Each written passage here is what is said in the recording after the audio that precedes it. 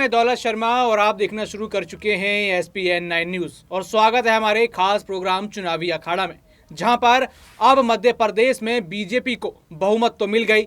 यहां पर बहुमत के पार बीजेपी है, लेकिन अब एक नई समस्या बीजेपी के आड़े खड़ी हो गई है कि आखिर सीएम कौन होगा। दावेदार तो कई हैं, लेकिन कुर्सी एक है। और जनता की बात करें, क्योंकि बात यहाँ जनता की होगी, क्योंकि सरकार भी जनता ही जब चुन के लाई है तो बात यहाँ पर जनता की करना बनता है।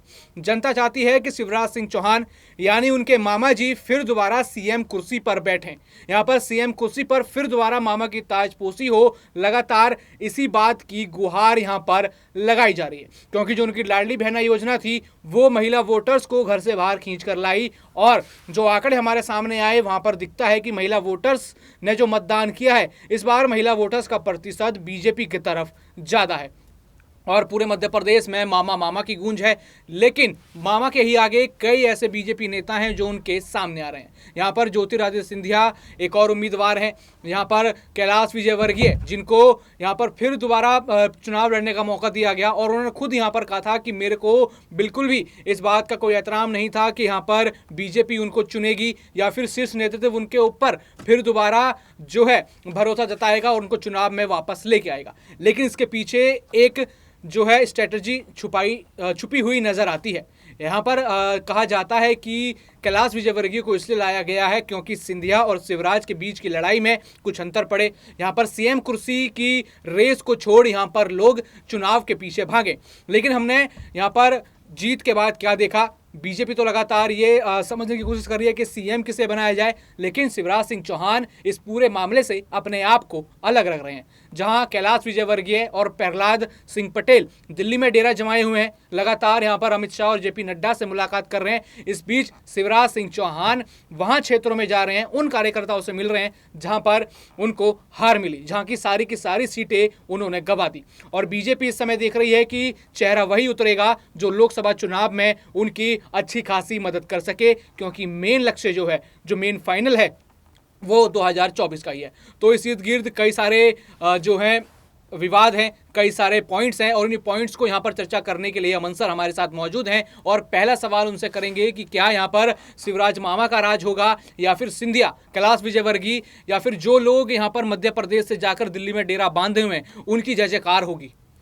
देखिए बिल्कुल, और जैसे मध्य प्रदेश की आप बात कर रहे हैं, जाहिर बात है किसी को भी अंदाज़ा नहीं था कि इतने प्रचंड बहुमत से बीजेपी जीतेगी। अगर बीजेपी नेताओं से आप बात करते मेरे ख्याल चुनाव से पहले, तो शायद उनको भी इस बात का ख्याल नहीं रहा होगा कि हालांकि जीत के दावे तो कर रहे थे, लेकिन जीत इतनी प्रचंड, इतनी बड़ी होगी। और इसीलिए क्योंकि वहाँ पर कोई मुख्यमंत्री चेहरा नहीं था, और किस वजह से नहीं था ये सब जानते हैं, क्योंकि जो लगातार 3-4 बार से सीएम रहे हैं, हो सकता है बीजेपी को ऐसा लगा हो कि इनके नाम पर इस बार जो वोट हैं या जो मतदाता हैं वो उतना खुलकर बीजेपी के पक्ष में नहीं आए। इसीलिए कहीं ना कहीं सीएम पद का जो कह सकते हैं चेहरा है वो लेकर सामने नहीं आया गया। अब जबकि चुनाव हो गया, उसके बाद बीजेपी ने प्रचंड बहुमत हासिल किया है, 160 प्लस सीटें उनके आसपास हैं। और ऐसे में अब मुख्यमंत्री कौन हो, किसको मुख्यमंत्री बनाना चाहिए, कौन सा वो चेहरा होना चाहिए, इसको लेकर लगातार बीजेपी के अंदर माथापच्ची का दौर जारी है। कुछ लोग सिंधिया के बारे में कह रहे हैं, तो कुछ लोग ये कह रहे हैं कि भाई जब शिवराज जो सीएम थे, उनके सीएम रहते जब बीजेपी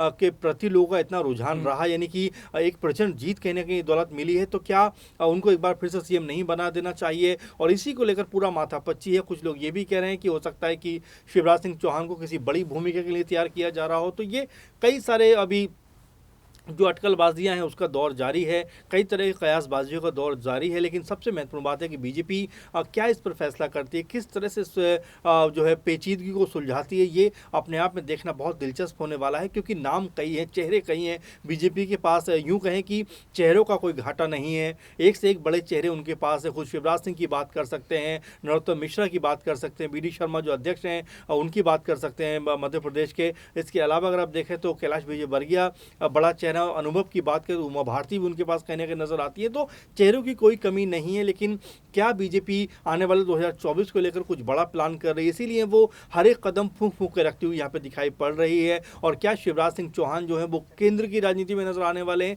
कई तरह के सवाल हैं, कई तरह के अगर मगर हैं। लेकिन फिलहाल अगर देखा जाए तो बीजेपी भी खुद का जो है परेशानी में समय है। और चूंकि कल 7 तारीख तक का शायद वक्त दिया गया है, कल जो है बैठक होगी, उसके बाद ही कोई निर्णय किया जाएगा। और उस निर्णय में किस नाम नाम पर कह सकते हैं मुहर लगेगी दौलत, ये देखना मेरे ख्याल से बहुत ज़्यादा अहम होने वाला है, क्योंकि जो मध्य प्रदेश है वो बहुत महत्वपूर्ण हो इस समय बीजेपी के लिए हो गया है, क्योंकि इतनी बड़ी तादाद में अगर लोगों ने उनको बहुमत दिया है तो उनकी जिम्मेदारी भी है कि 6 महीने बाद जब लोकसभा चुनाव हो तो ये वोटर जो है उनके हाथ से छिटक ना जाए। बहुमत तो यहाँ पर मिला है, लेकिन अटकलें लगातार ये लग रही हैं बहुमत को जल्दी से यहाँ पर सीएम चेहरे के रूप में बदल दें।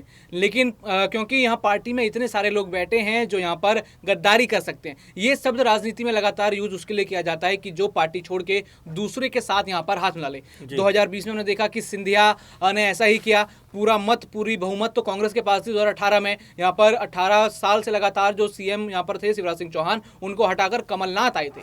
लेकिन हमने 2020 में जो तस्वीरें देखी वो सबको पता है कि कैसी तस्वीरें थी। तो क्या 2023 में 2020 रिपीट हो सकता है? उसमें या तो सिंधिया या फिर कोई और चेहरा हो सकते हैं जो बीजेपी विधायकों को ले भागे। देखिए एक चीज़ ये भी होती है दौलत, क्योंकि अगर आप देखें मध्य प्रदेश को तो वहाँ पर ठीक है सिंधिया छोड़कर इस तरफ आए और सिंधिया ने आकर यहाँ पर कह सकते हैं कि शिवराज सिंह चौहान की सरकार को एक बार फिर बनवा दिया। अब जो बात निकल कर सामने आ रही है वो महत्वपूर्ण बात यह है कि सिंधिया का जिक्र भी कहीं ना कहीं हो रहा है कि जो मुख्यमंत्री पद की हसरत लिए लगातार जो उनकी कह सकते हैं कि नाराज़गी कांग्रेस से रही, तो क्या बीजेपी उनकी नाराज़गी दूर करने का काम कर सकती है और क्या उनको मुख्यमंत्री के पद पर बैठा सकती है? क्योंकि शिवराज सिंह चौहान भी कई बार कह चुके हैं कि भाई मैं सीएम पद का दावेदार नहीं हूं। हालांकि सिंधिया ने भी इनकार किया है, लेकिन जिस तरह से शिवराज सिंह के साथ में वो लगातार नजर आ रहे हैं, लगातार बने हुए हैं, उससे ये नजर आ रहा है कि जो उत्तराधिकारी की बात हम लोग कर सकते हैं कि क्या वो सिंधिया होने वाले हैं, क्या सिंधिया के नाम पर मोहर लगने वाली है। और क्योंकि बीजेपी के पास एक प्रचंड बहुमत है और अगर 10-5 लोग उसके नाराज भी होते हैं तो मेरे ख्याल से कोई फर्क नहीं पड़ेगा बीजेपी को, क्योंकि सिंधिया के ऊपर एक बड़ा दाव खेल सकती है। इससे पहले हम देखें तो असम के जो मुख्यमंत्री हेमंत बिस्वा, उनके ऊपर भी कहीं ना कहीं बीजेपी ने इसी तरह का दाव खेला है। तो क्या अब एक बार फिर जो मध्य प्रदेश में भी क्या कांग्रेस से छूट कर जो है बीजेपी में आए सिंधिया पर भी बीजेपी दाव लगा सकती है? तो ये मैं कह रहा हूँ कि कयासबाजियों का सिलसिला अभी लगातार जारी है। कोई पुख्ता नाम, कोई पुख्ता फैसला अभी निकल कर सामने नहीं आया, लेकिन हाँ कई नाम ऐसे हैं जिनके ऊपर लगातार जो है निगाहें बनी हुई हैं, खुद बीजेपी आला कमान की भी। और सबसे महत्वपूर्ण बात कि मध्य प्रदेश की जो जनता है वो भी सोच रही है कि कुछ बदलाव तो हो, मुख्यमंत्री के चेहरे पे बदलाव हो या कोई नेता के चेहरे पे बदलाव हो। तो फिलहाल अब बीजेपी के एंगल से देखना पड़ेगा कि वो इसको लेकर क्या कुछ कहते हैं। तो लगातार यहाँ पर कयास लग रहे हैं कि आखिर यहाँ पर मुख्यमंत्री कौन होगा। ज्योतिरादित्य सिंधिया जिन्हें महाराज कहा जाता है, शिवराज सिंह चौहान जिन्हें मामा कहा जाता है, या फिर कोई नई एंट्री कैलाश विजयवर्गीय या फिर प्रहलाद पटेल जैसे नेताओं की होगी। लगातार सभी नेता यहाँ दिल्ली में डेरा डाले हुए हैं। सिंधिया और शिवराज यहाँ पर अभी भी मध्य प्रदेश की राजनीति में है, लगातार उन नेताओं से मिल रहे हैं जहाँ चुनाव उन्होंने हारे। तो देखना होगा कि आखिर ऊँट किस करवट बैठता है और एमपी में किसके सर ताज सजता है। बाकी और भी ऐसी खबरें जानने के लिए देखते रहिए SPN9 न्यूज़। धन्यवाद।